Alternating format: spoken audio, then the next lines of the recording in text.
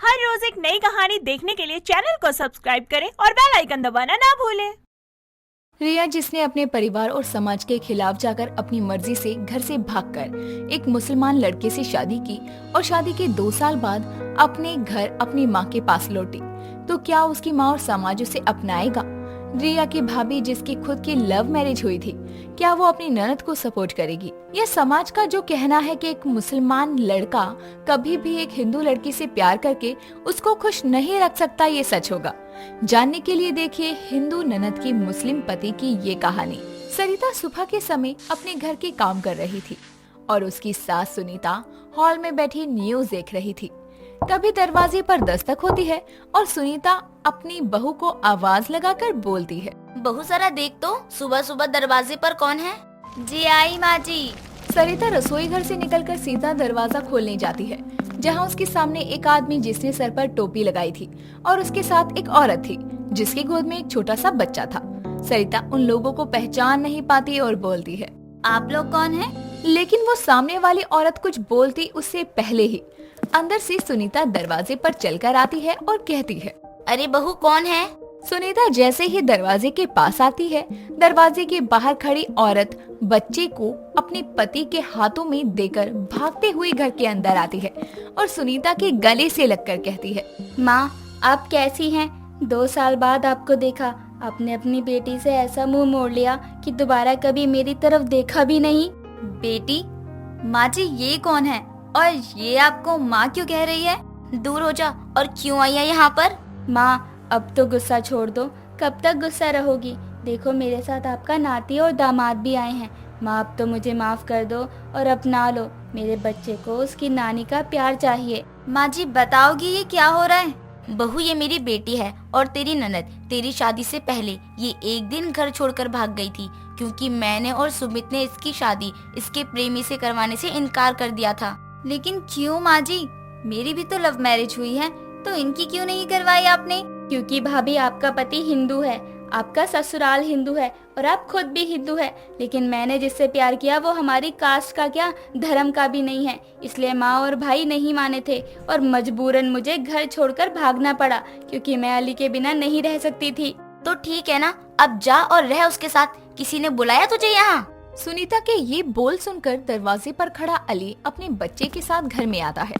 उसके घर में आते ही सुनीता अपने कदमों को पीछे कर लेती है, लेकिन वो ये देख भड़कने की जगह प्यार से अपनी सास को कहता है, माँ जी हम दोनों ने गलत किया था घर से भागकर, लेकिन अब आप अपनी बेटी को अपना लो।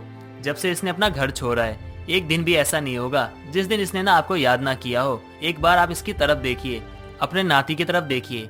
और माँ जी प्यार किसी भी धर्म का मोहताज नहीं होता, हम दोनों ने प्यार किया था, उसकी इतनी बड़ी सजा मत दीजिए। अपने नाती की शक्ल देखकर सुनीता का गुस्सा खत्म हो जाता है और वो उसको अपनी गोद में लेकर अपनी बेटी और दामाद से कहती है, अब तुम दोनों इस नन्ही सी जान का सहारा लोगे तो कैसे मैं तुम्हें माफ न करूं? आजा मेरी बच्ची, तू नहीं जानती मैंने भी तुझे हर दिन याद किया है। बहू जा अपनी ननद और नंदोई के लिए चाय नाश्ता लेकर आ।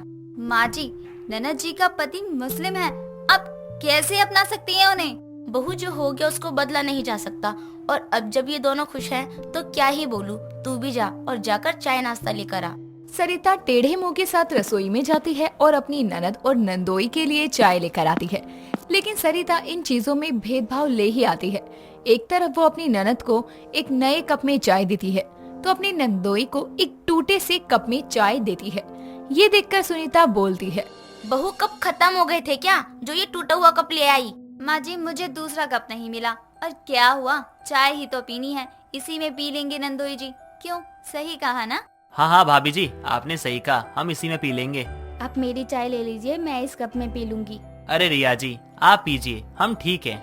रिया अपनी भाभी के इरादे समझ गई थी कि वो अली को नीचा दिखाना चाहती है, लेकिन वो कुछ नहीं बोलती क्योंकि बहुत समय बाद सब ठीक हुआ था। शाम के समय सरिता का पति सुमित आता है, जो 2 साल बाद अपनी बहन को घर में देखकर खुश तो होता है, लेकिन उसके पति को देखकर उसे गुस्सा भी आता है।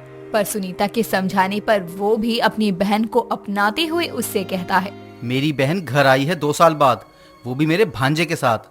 अब आप दोनों की अच्छी खातिर करूंगा मैं। हाँ हाँ क्यों नहीं, नंदोई जी को भी तो पता चले कि हिंदू ससुराल में खातेदारी होती कैसे है। सरिता अपने तानों की बारिश करने का कोई मौका नहीं छोड़ती। कुछ देर में सभी खाना खाने बैठते हैं। तभी सरिता खाना परोसते हुए बोलती है, माफ करना, हम हिंदू हैं, हमारे घर में तो पनीर दाल चावल बनेंगे। आपके यहाँ के कबाब और रोज रोज नॉन वेज नहीं बना सकते ना। कोई नहीं भाभी, मैं ये खा लूंगा। हाँ सरिता, और तुम जो करने की कोशिश कर रही हो अच्छे से समझ आ रहा है मुझे। अब अगर तुम्हारा ये ताने देने का सफर खत्म हो गया हो तो सबको खाना दे दो। हाँ, अब मुझे ही सुनाओ। ननद जी के पति मुस्लिम हैं, हम सब अलग हैं, तो बताना तो पड़ेगा ना। लेकिन नहीं, आप सबको मैं ही गलत लग रही हूँ। सरिता भुनभुनाते हुए सबको खाना परोसकर अपने कमरे में चली जाती है। ऐसे ही कुछ दिन गुजरते हैं।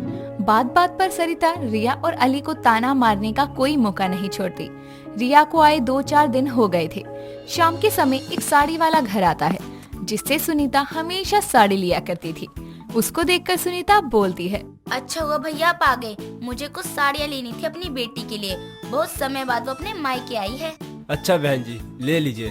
वैसे भी इस बार मैं नई नई साड़ियाँ लेकर आया हूँ। हाँ आप बैठिए, मैं बुलाती हूँ। अरे रिया बेटा और सरिता बहू, जरा बाहर आना। दोनों ननद भाभी अपने अपने कमरे से बाहर आती हैं। अली भी अपने बच्चे को लेकर हॉल में आता है, जिसके बाद सुनीता कहती है, अरे रिया बेटा, ये साड़ी वाले भैया हैं, जरा देख ले तुझे कौन सी साड़ी लेनी है। तेरी शादी में तो कुछ दे नहीं पाई, लेकिन अब आई है तो खाली हाथ थोड़ी जाने दूंगी। अरे माँ, इसकी क्या जरूरत है। सही कहा ननद जी ने माँ जी, इन्हें इसकी क्या जरूरत है। इनकी शादी एक मुस्लिम लड़के से हुई है और वहाँ पर तो सूट ही पहनते हैं या तो बुर्खा। इनको साड़ी देकर आप पैसे क्यों बर्बाद कर रही हैं? क्यों नंदोई जी? और आपके में तो औरतों को चेहरा दिखाने की मनाही होती है ना। भाभी बस करो, जब से आई हूँ मैं तब से आपकी ये ताने सुन रही हूँ। हाँ, आपकी हिंदू ननद का पति मुस्लिम है तो इसमें क्या। अरे धर्म से ऊपर उठकर एक इंसान की खासियत नहीं दिखती आपको।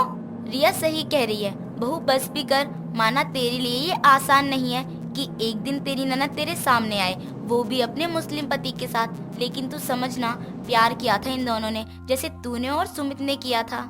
हाँ तो सुमित हिंदू है और मैं भी, और हमारी शादी को समाज ने स्वीकारा है। लेकिन आप लोगों की आंखों में तो ना जाने कौन सी पट्टी बंधी है। अरे ये मुस्लिम भरोसे लायक ही नहीं होते, समझते क्यों नहीं आप। सरिता की इस बात पर सुनीता उसको एक जोरदार थप्पड़ मार देती है, जिस वजह से सरिता रोते हुए अपने कमरे में चली जाती है। शाम को उसका पति सुमित आता है और जब वो अपने कमरे में जाता है तो सरिता उससे कहती है, सुमित, आपने वो टीवी में हुआ केस सुना था ना, जिसमें एक मुस्लिम लड़के ने अपनी हिंदू प्रेमिका के टुकड़े कर दिए थे और उसे फेंक दिया था। हाँ सुना था, लेकिन तुम मुझे ये सब अब क्यों बता रही हो? जब तुम्हें पता था तो तुम भी अपनी बहन के मुस्लिम पति को कैसे स्वीकार कर सकते हो। अरे कल को उसने दीदी के साथ ऐसा वैसा कर दिया तो क्या करोगे। अभी टाइम है, उनको और उनके बच्चे को यहीं रख लो, उनका रिश्ता अली से तुड़वा दो। तुम पागल हो गई हो और कुछ नहीं। और जरूरी नहीं है कि सभी एक जैसे हों, तुम क्यों ज्यादा सोचती हो? सरिता अपनी ननद के पति के लिए पूरी तरह नकारात्मक हो चुकी थी, लेकिन कोई उसकी बात को सुनने को राजी नहीं था। लेकिन अगले दिन सुबह कुछ ऐसा होता है कि सब कुछ बदल जाता है। अगली सुबह जब सब उठते हैं तो अली घर में नहीं था और साथ ही घर का सारा कीमती सामान भी चोरी हो चुका था और रिया अपने कमरे में बैठकर रो रही थी। तभी वहाँ घर की हालत देखते हुए सभी पहुँचते हैं और रिया को रोते हुए देखकर सुनीता कहती है, क्या हुआ, तू रो क्यों रही है और दामाद जी कहाँ हैं? माँ, भाभी सही थी, वो इंसान धोखेबाज निकला। यहाँ आकर हमारे घर को लूट कर चला गया, सब कुछ ले गया और ये चिट्ठी छोड़ गया जिसमें लिखा था कि उसने मुझसे शादी बस मुझे बर्बाद करने के लिए की थी। इसी मौके में था वो कि मैं कब अपने मायके उसके साथ आऊं और वो यहाँ से सब कुछ लेकर हमेशा के लिए निकल जाए। देख लिया, हो गया यकीन। मेरे ताने उस वक्त आपको बुरे लग रहे थे, लेकिन अगर मेरे ताने सुनकर उस आदमी को तब घर से निकाल देते तो ये सब नहीं होता। मेरी ननद का मुस्लिम पति उसे छोड़कर चला ही गया ना। सरिता का शक सच हो गया और आखिरकार अब उसकी ननद को एक मुस्लिम से शादी करने की सजा मिली। रिया का परिवार उसको संभाल तो लेता है, लेकिन अली के धोखे से टूटी रिया फिर कभी किसी पर विश्वास नहीं कर पाती। अंजू बहुत ही शरारती लड़की थी। वो हमेशा किसी न किसी को परेशान करती रहती। उसकी शरारत करने की आदत से मालिनी बहुत परेशान हो गई थी और एक दिन परेशान होकर मालिनी गुस्से में अंजू को कहती है, क्यों रे, तेरी ये शरारत करने की आदत जाएगी कि नहीं, या तू पड़े पड़े मुझे ही परेशान करती रहेगी? माँ, मैं कहाँ कोई शरारत करती हूँ, और वैसे भी आपको अब तो परेशान भी नहीं करती। तू मुझे परेशान नहीं करती, लेकिन जो बाहर के लोगों को परेशान करती है उसका क्या? वो लोग मुझे आकर ही तो बोलते हैं ना। तो अब क्या मैं बाहर जाना भी छोड़ दूँ? तू कुछ मत कर, अब मैं ही करती हूँ। जो भी करना है मुझे ही करना होगा। तेरे लिए अच्छा सा लड़का देखकर तेरी शादी कर दूंगी, फिर वही करती रहियो अपनी सास और पति को परेशान। हाँ, ये भी अच्छा है, इसी बहाने नए लोग तो मिलेंगे, तब नए लोगों के साथ शरारत करूंगी। हाँ, वहाँ जो करना होगा वो करियो, तेरी सास ही तुझे सुधारेगी। मालिनी अंजू की शादी के लिए लड़के देखने लगती है और मालिनी को विनोद नाम का लड़का अंजू के लिए अच्छा लगता है। मालिनी विनोद की माँ चांदनी से दोनों के रिश्ते की बात करके रिश्ते को पक्का कर देती है और कुछ दिनों बाद विनोद और अंजू की शादी हो जाती है। शादी के अगले दिन विनोद जब ऑफिस चला जाता है तो अंजू कहती है, विनोद जी तो ऑफिस चले गए, अब जाकर माँ जी को परेशान करती हूँ। मेरी शादी हो गई और अभी तक मैंने कोई शरारत भी नहीं की। माँ जी के साथ थोड़ी शरारत तो बनती है। अंजू चांदनी को परेशान करने की सोचती है और जाकर चांदनी की कुर्सी पर गोंद लगा देती है और खुद समोसे खाने किचन में चली जाती है। वहीं चांदनी अंजू के समोसे में बहुत सारी मिर्ची डालकर कुर्सी पर बैठ जाती है। जैसे ही अंजू वो समोसा खाती है तो बाहर आकर चांदनी से कहती है, अरे मम्मी जी, ये क्या आपने समोसे में मिर्च डाली है या मिर्च में समोसे? अरे नहीं, मैंने तो बस थोड़ी ही मिर्च डाली थी, मेरे तो कान से ही धुआं निकलने लगा। चांदनी हंसते हुए कुर्सी से खड़ी होती है तो उसकी साड़ी फट जाती है और वो अंजू से कहती है, अरे बहू, ये क्या है? ये गोंद किसने गिरा दिया? वैसे माँ जी, आपको बहू अपनी टक्कर की ही मिली है। क्या मतलब है? मतलब ये है, आपने मेरे समोसे में मिर्च डालकर मुझे परेशान किया और मैंने आपकी कुर्सी पर गोंद गिराकर आपको तंग किया।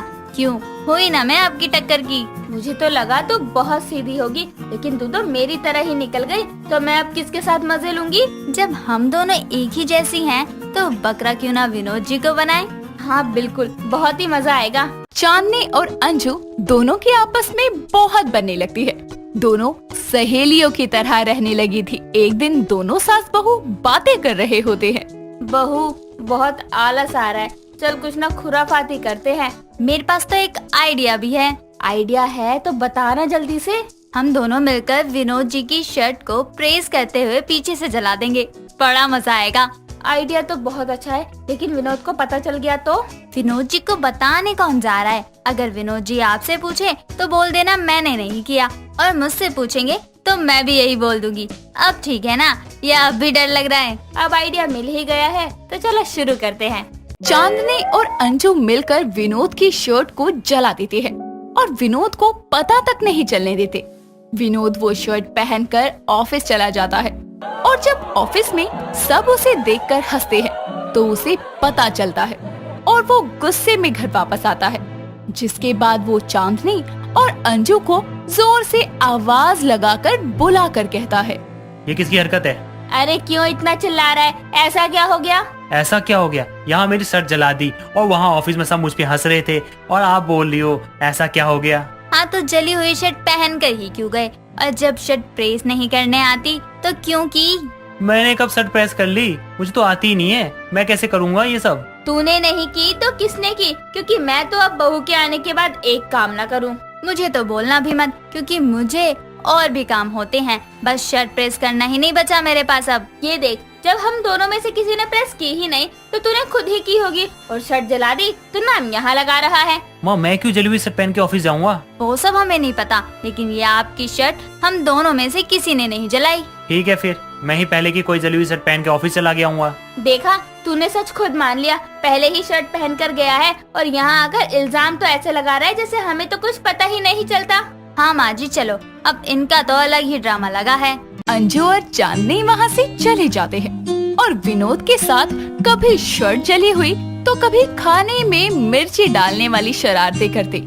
ऐसा रोज रोज कुछ कुछ होने लगा था और विनोद बहुत परेशान हो जाता है और एक दिन कहता है, आखिर ये सब हो कैसे रहा है? मैं तो कुछ कर ही नहीं रहा हूँ। तो फिर ये सब कर कौन रहा है? मुझे पता लगाना चाहिए, तभी जाकर माँ और अंजू मेरी बात मानेंगे। अगले दिन अंजू और चांदनी फिर प्लान बनाते हैं और इस बार दोनों विनोद के खाने में नमक ज्यादा कर देते हैं।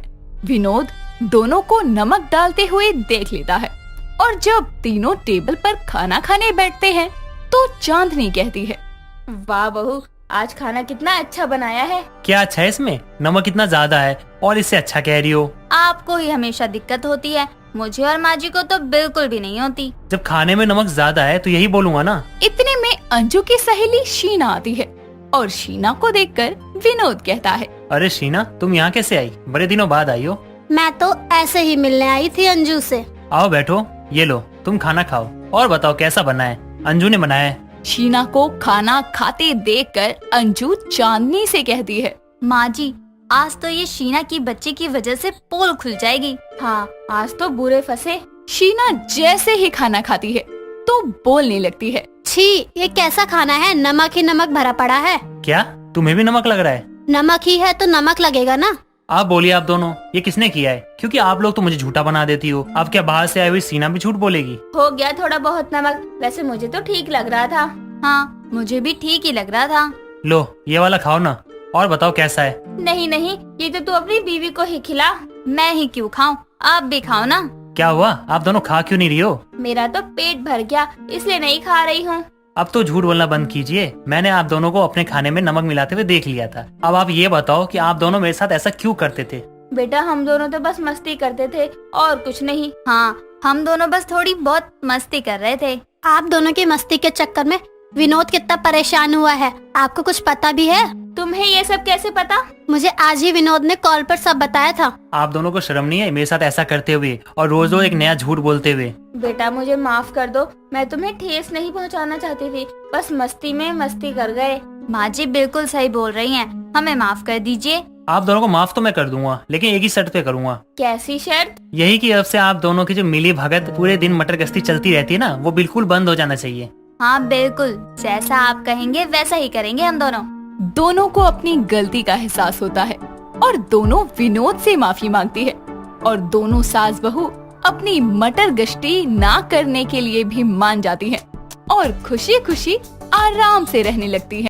दोस्तों, अगर आपको ये कहानी पसंद आई तो इसे लाइक करें, शेयर करें और कमेंट करके बताएं कि कहानी में आपको सबसे अच्छा क्या लगा।